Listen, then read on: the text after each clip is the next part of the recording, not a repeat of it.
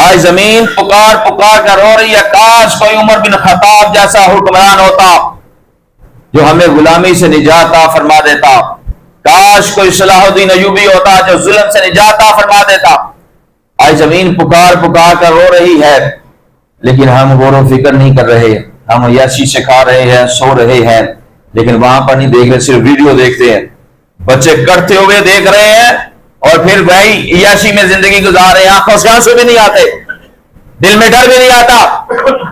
بچوں کو ذبح کیا جا رہا ہے، شہید کیا جا رہا ہے، پھر جا کر دکان سے کوک لے کر اس کو پی رہے ہیں مزے سے۔ کون سے مسلمان ہیں ہم نے جن کا کریمہ پڑھا تھا ان کی امت سے غداری کر رہے ہیں،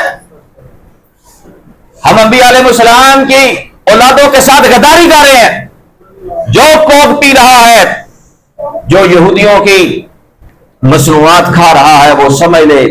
کہ فلسطینیوں کے ساتھ ہم غداری کر رہے ہیں۔